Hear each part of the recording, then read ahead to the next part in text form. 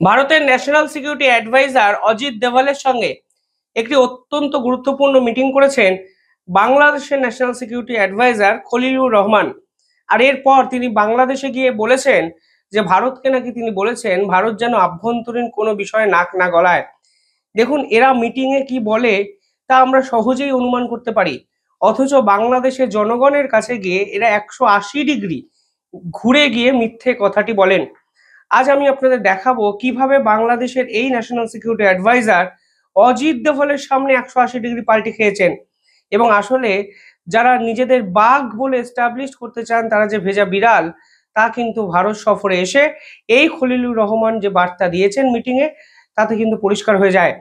প্রথমত, শেখ হাসিনা ইস্যু নিয়ে বাংলাদেশ প্রথম থেকে একটু বাড়াবাড়ি করতে শুরু করেছিল। ভারত এই শেখ হাসিনা ইস্যুতে আজ অব্দি কোনো সিরিয়াস মন্তব্যটুকু করেনি।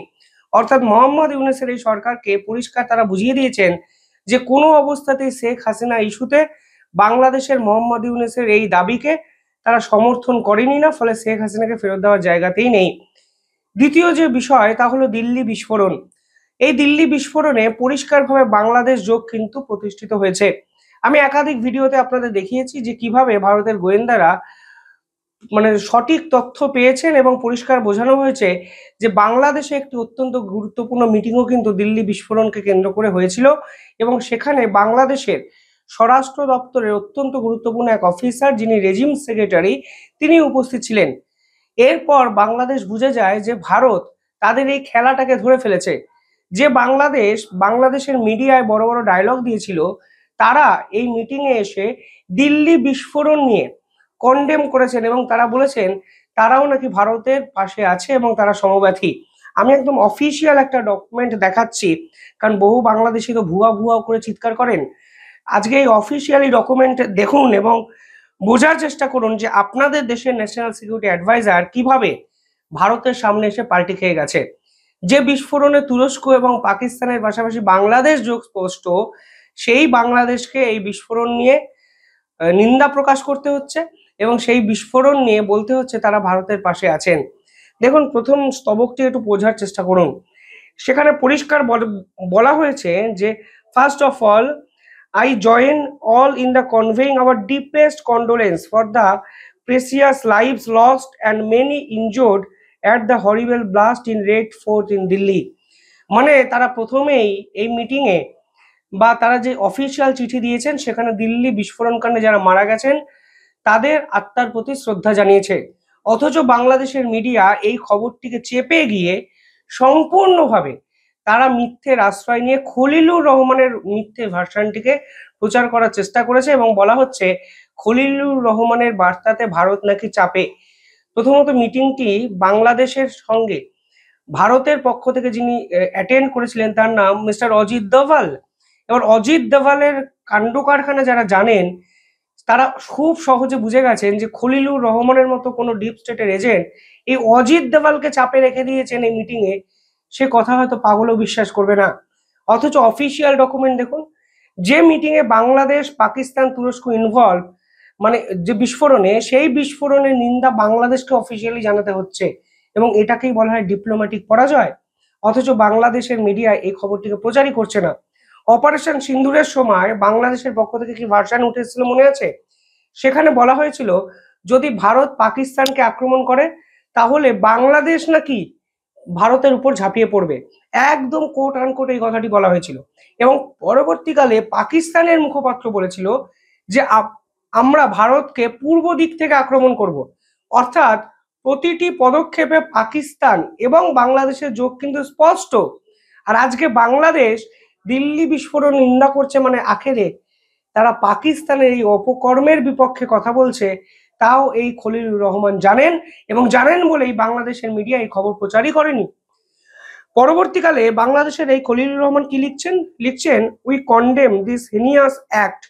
অর্থাৎ তারা সন্ত্রাসবাদের বিপক্ষে কথা বলছেন এবং তারা কন্ডেম করছেন এই পুরো অ্যাক্টটাকে। We have already conveyed to the government of Republic of India that Bangladesh stands shoulder to shoulder with our brothers and sisters in India at this most distressful time. দেখুন, এখানে পরিষ্কার বলা হচ্ছে যে এই সময় কাঁধে কাঁধ মিলিয়ে বাংলাদেশ এবং ভারত একত্রে লড়বে। অথচ দিনের পর দিন পাকিস্তানের জেনারেলের সঙ্গে মিটিং করছে কে? এই বাংলাদেশ। দিনের পর দিন সেভেন সিস্টার্সকে নিয়ে হুমকি দিচ্ছে কে? এই বাংলাদেশ। দিনের পর দিন সেভেন সিস্টার্সের সেপারেটিস্টদের মদত করছে কে? এই মোহাম্মদ ইউনূসের বাংলাদেশ।